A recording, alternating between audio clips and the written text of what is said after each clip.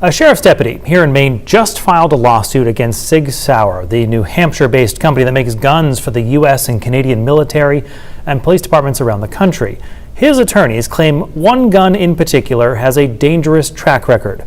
Mr. Cole was just doing his job, and he expected that SIG Sauer would have just done its job as well. Somerset County Sheriff's Detective David Cole is suing the company that made his sidearm after a 2022 incident where he alleges his SIG Sauer P320 misfired while untouched in its holster, severely injuring Cole's leg. We would like SIG Sauer to take full responsibility for all the damage they caused Mr. Cole and hope that they take responsibility for all the damage we believe they've caused for all the other similar over 100 incidents. Cole's other attorney, Philadelphia lawyer Robert Zimmerman, boasts a lengthy client list on this issue. This handgun literally puts those who carry it in the line of fire, and we've seen time and time again the devastating results of the gun's safety defects. Zimmerman claims he has 50 other lawsuits filed against SIG Sauer because of that model. I don't think anyone should feel safe with this particular gun in their community. After 3 reported officer misfires with the gun since 2020, the Milwaukee Police Department sued the city, then dropped it when they got approval to switch all officers to Glocks. You need to make everybody safe, and you need to make your community safe by switching out these weapons. TV station WTMJ in Milwaukee found at least 5 other departments in that area use the P320 without misfires and don't plan to switch. SIG Sauer is found liable for the P320 drop lawsuit.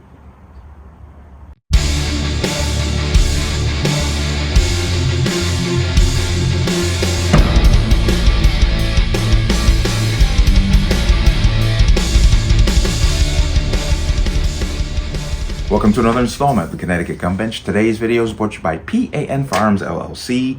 P.A.N. Firearms, your NRA certification of multifaceted gun training. You can reach the 203-300-6343 or use our website at www.panfirearmsllc.com.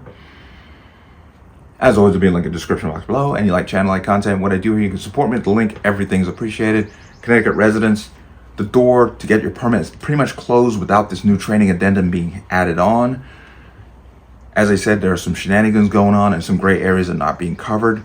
As I get more information, I will always release it to you. If you have your permit, watch the expiration date. Don't let it expire. There's a link to the online renewal portal for the state of Connecticut for permits in the description box. Keep an eye on that. Let's talk about this. And now, this is interesting. This suit was filed, I believe, in 2019. But this was a suit brought forward by, this is one of several suits brought forward by law enforcement and private citizens claiming that the SIG P320 would fire without the trigger being pulled. And I called it the drop lawsuit because some people claim when it dropped in a certain way, it would go off. But in this specific case, a person by the name of Robert Lang claimed that he was just pulling the pistol from its holster and it fired. And I have a real problem with that. I have a huge problem with that. It's not saying that he dropped it and it's hit a specific way, which has happened. Drop discharges are rare, but they do happen. But he claims he was just pulling it from his holster and it fired, shot him in the thigh. He sues SIG Sauer claiming that the P320 has a defect. And I'm struggling with it. I've always struggled. The first time when I did this story, I said I got some real problems with this. He pulled it from the holster. It didn't fall, it just pulled from the holster and it went off. I don't know. But a grand jury has found SIG Sauer liable and has awarded him $2.3 million for his injury. Basically going along with the plaintiff's argument that the pistol is defective. Now I can give you a little bit of information here. There's several sources I'm gonna have to go back and forth to, but jury finds SIG Sauer liable for pistol shooting, awards $2.3 million. Federal judges awards a Georgia man $2.3 million in product liability case against gunmaker SIG Sauer after he was shot by his own gun without, allegedly, and I like they put that word in there, pulling a trigger. The case appears to mark the first time the New Hampshire-based firearms manufacturer has been found liable for a misfiring P320 pistol, a gun at the center of dozens of other lawsuits claiming it has design flaws that leaves it susceptible to an unintentional firing. And what's interesting is the lawyer in this case, Robert Zimmerman, is actually representing a lot of the other people in the other lawsuits. In this case, Robert Lang, who is described in court records as a lifelong gun enthusiast with hundreds of hours behind a trigger, sued SIG Sauer after he was shot in the thigh by his own P320 pistol in December 2018 while removing the gun from the holster. Quote, before he could even lift the gun off his belt, the weapon discharged according to his complaint. The boom of the weapon firing had both his wife and son screaming. Okay. A jury found SIG Sauer was negligent for Lang's injuries due to the design of the weapon, including that it lacked a trigger safety. SIG Sauer P320 is one of the country's most popular guns. If you remember, the military actually picked it up with the M17, M18s, but with more than 2.5 million sold. Now, SIG Sauer has come out and said, yeah, we're going to appeal this thing here. And their statement is, SIG Sauer does not believe that the plaintiff has met his burden to prove the P320 model pistol was designed defectively or negligently, as he claims. Now, here's the problem. Other than his word that he was just pulling it from his holster, that's all we have as evidence. So I'm not sure what was presented in court to have the jury say, yeah, 320's defective. Based on what? That's the problem I have with all this. Okay, but the company said in a statement, there are no facts on the record to support that Mr. Lang's discharge claim was the result of anything other than his own negligent handling causing him to pull the trigger on the 320 pistol. And as I said, there are numerous lawsuits against SIG, specifically for the P320. They're all claiming the same thing. But there's kind of a fine line here. This is my position. If the design of the P320 is the cause of these negligent discharges, then SIG Sauer is liable. But if they are not, SIG Sauer doesn't owe you a damn thing.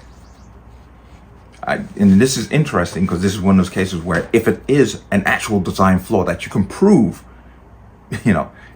is a design flaw, then yes, the gun company is liable. But the gun company is not liable if some idiot uses the gun to go shoot a bunch of people. See, this is where I draw that line. But I find this to be an interesting case because once again, like I said, there's several other cases coming up behind this one, and this was going to set the precedent for the next one. We'll see what happens when SIG Sauer takes this into court and on their appeal. But I have not seen anything yet where they can say, yes, the P320 is defective due to design. Because remember, they did have a recall. I remember I was in the middle of that one. They did do a sort of a voluntary recall. But this was when concerns were raised that when dropped at certain angles, that gun could fire. So SIG said, okay, send them in and we'll do an upgrade on the hardware and trigger and striker. But once again, we just have this guy's word that he was just pulling it from his holster and the gun just fired. I still have a problem with that. I'm still struggling with that one. But let me know what you think. As always, you can leave your comments in the comment section below. And as always, any statements of violence or any statements that lead to violence will be removed. Please like, share, comment, subscribe.